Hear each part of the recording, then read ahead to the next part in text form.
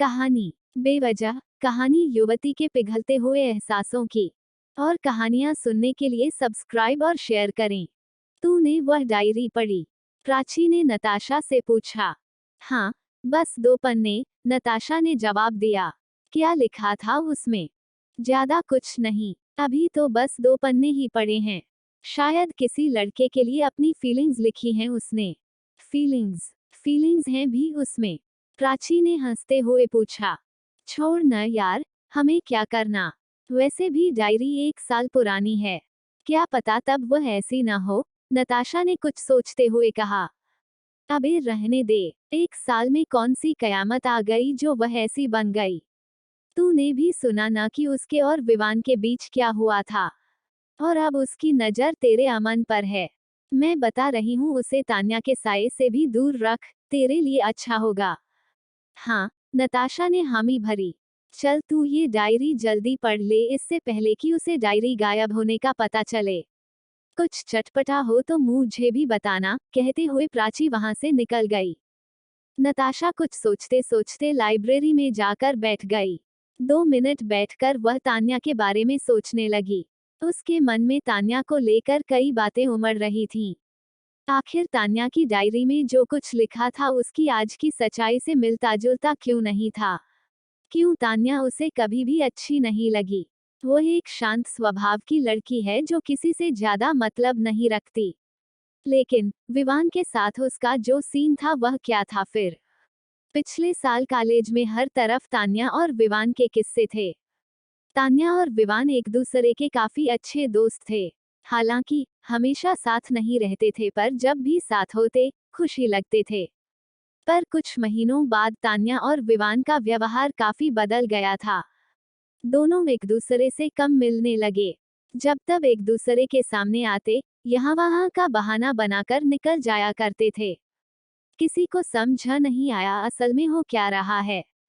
फिर 2 महीने बाद नताशा को प्राची ने बताया कि तान्या और विवान असल में एक दूसरे के फ्रेंड्स विद बेनिफिट्स थे। उन दोनों ने कानों कान किसी को खबर नहीं होने दी थी, लेकिन उसे खुद विवान ने एक दिन ये सब बताया था। उन दोनों के बीच ये सब तब खत्म हुआ जब तान्या ने ड्रामा करना शुरू कर दिया। ड्रामा ये कि वह हर किसी को ये दिखाती थी कि वो बहुत दुखी है और इसकी वजह विवान है। वह तो बिल्कुल पीछे ही पड़ गई थी विवान के। नताशा को ये सब सुनकर तान्या पर बहुत गुस्सा आया था। उस जैसी शरीफ सी दिखने वाली लड़की किसी के साथ फ्रेंड्स विद बेनिफिट्स में रहेगी और फिर पीछे भी पड़ जाएगी, यह उसने कभी नहीं सोचा था। जब क्लासरूम में डेस्क के नीचे उसे तान्या की डायरी पढ़ी मिली तो वो उसे पढ़ने से खुद को रोक नहीं पाई। वो बस ये जानना चाहती थी कि आखिर ये तान्या डायरी में क्या लिखती होगी, अपने और लड़कों के किस्से या कुछ और। लाइब्रेरी में बैठे बैठे ही नताशा ने वह डायरी पढ़ ली। डायरी पूरी पढ़ते ही उसने अपना फोन उठाया और प्राची को कॉल मिला दी। हेलो, प्राची के फोन उठाते ही नताशा ने कहा। हाँ, बोल क्या हुआ? प्राची ने पूछा। जल्दी से लाइब्रेरी आ। हाँ, पर हुआ क्या? अरे यार, आ तो जा, फिर बताती हूँ ना। अच्छा, रुक, आई, प्राची कहते हुए लाइब्रेरी की तरफ बढ़ गई। प्राची नताशा के पास पहुंची तो देखा कि वो किसी सोच में डूबी हुई है। प्राची उसकी बगल में रखी कुर्सी पर बैठ गई। बता, क्या हुआ? प्राची ने कहा। यार, हमने शायद तान्या को कुछ ज्यादा ही गलत समझ लिया। मतलब ये कि तू ये डायरी पढ़। तू खुद समझ जाएगी कि मैं क्या कहना चाहती हूँ और यह भी कि तान्या के बारे में हम जो कुछ सोचते हैं, सच्चाई उससे बहुत अलग है। तू बस ये डायरी पढ़, अभी इसी वक्त, नताशा ने प्राची को डायरी थमाते हुए कहा। हाँ, ठीक है, प्राची ने कहा और डायरी हाथ में लेकर पढ़ना शुरू किया। 5 सितंबर 18। कितना कुछ है जो मैं तुमसे कहना चाहती हूँ, कितना कुछ है जो तुम्हें बताना चाहती हूँ, तुमसे बांट लेना चाहती हूँ। पर तुम कुछ समझना नहीं चाहते, सुनना नहीं चाहते, कुछ कहना नहीं चाहते। मैं खुद को बहुत छोटा महसूस करने लगी हूँ तुम्हारे आगे। ऐसा लगने लगा है कि मेरी सारी समझ कहीं खो गई है। मेरी उम्र उतनी नहीं जिसमें मुझे बच्चा कहा जा सके। बस 18 ही तो है। उतनी भी नहीं कि मुझे बड़ा ही कहा जाए। इस उम्र में कुछ दीन दुनिया भुलाकर जी रहे हैं, कुछ नौकरी कर रहे हैं, कुछ पढ़ रहे हैं तो कुछ प्यार व्यार में पड़े हैं। मैं किस कैटेगरी की हूँ, मुझे खुद को समझा नहीं आ रहा। शायद उस कैटेगरी में हूँ जिसमें समझा नहीं आता कि जिंदगी जा किस तरफ रही है। ऐसा लग रहा है कि बस चल रही है किसी तरह, किसी तरफ। मेरे दो रूप बन चुके हैं, एक जिसमें मैं अच्छी खासी समझदार लड़की हूँ और अपने करियर के लिए दिन रात मेहनत कर रही हूँ। दूसरा, जहाँ मैं किसी को पाने की चाह में खुद को खो रही हूँ और ऐसा लगने लगा है कि मेरा दिमाग दिन ब दिन खराब हुआ जा रहा है। कैसी फिलोसफर सी बातें करने लगी हूँ मैं, है ना? तुम हमेशा कहते रहते हो कि मैं इस प्यार और दोस्ती जैसी चीजों में माथा खपा रही हूँ, ये सब मोहमाया है जिसमें मैं जकड़ी जा रही हूँ। पर तुम ये क्यों नहीं देखते कि मैं अपने करियर पर भी तो ध्यान दे रही हूँ, पढ़ती रहती हूँ, हर समय कुछ नया करने की कोशिश करती हूँ। तुम्हारी हर काम में मदद भी तो करती हूँ मैं, अपने खुले विचार भी तो रखती हूँ तुम्हारे सामने। ये सब कुछ नजर क्यों नहीं आता तुम्हें?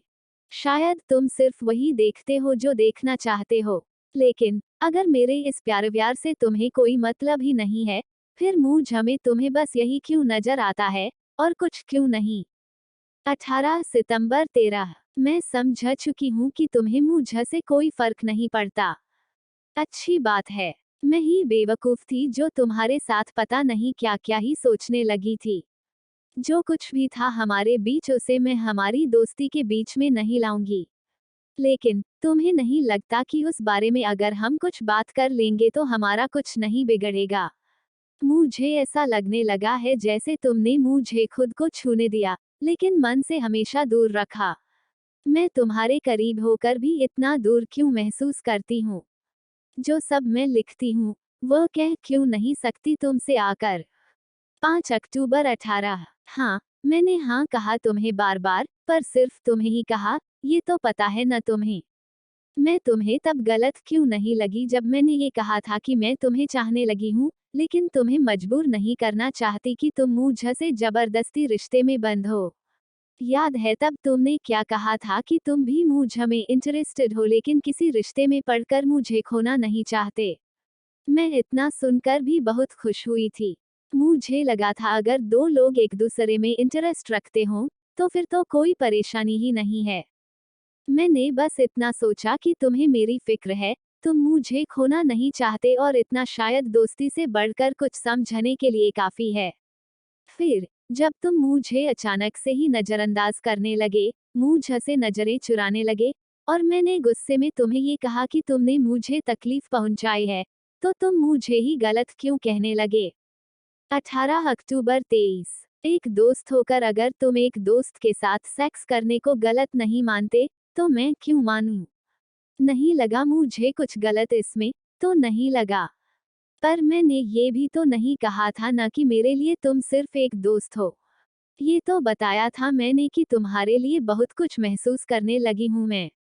फिर तुमने ये क्यों कहा कि मेरी गलती है जो मैं तुमसे उम्मीदें लगाने लगी हूँ? 18 अक्टूबर 26। नहीं, तुम सही थे। ऐसा कुछ था ही नहीं जिसे लेकर मुझे दुखी होना चाहिए। आखिर हाँ तो मैंने ही कहा था। फैनर्स विद बेनिफिट्स ही था वह। अगर कुछ दिन पहले पूछते तुम मुझ से कि मैं दुखी हूँ या नहीं तो मैं कहती कि मैं बहुत दुखी हूँ, मर रही हूँ तुम्हारे लिए।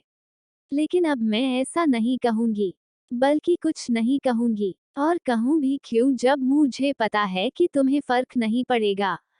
मैं भी कोशिश कर रही हूँ कि मुझे भी फर्क ना पड़े।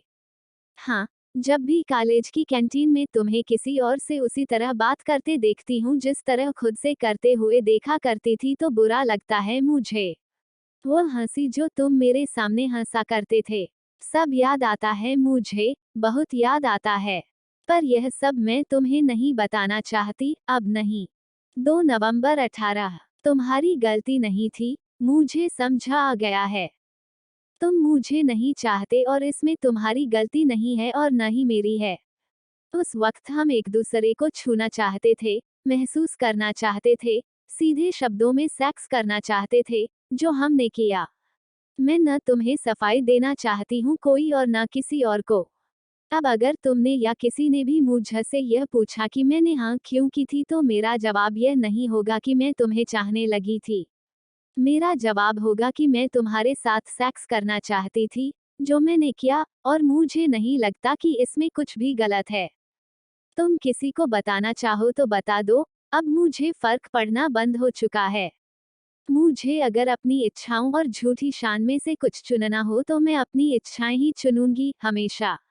लेकिन मैं तुमसे अब कभी उस तरह नहीं मिलूंगी जिस तरह कभी मिलती थी। उस तरह बातें नहीं करूंगी जिस तरह किया करती थी। तुम्हारे लिए वैसा कुछ फील नहीं करूंगी जो कभी करती थी। सब बेवजह था, मैं समझ चुकी हूँ।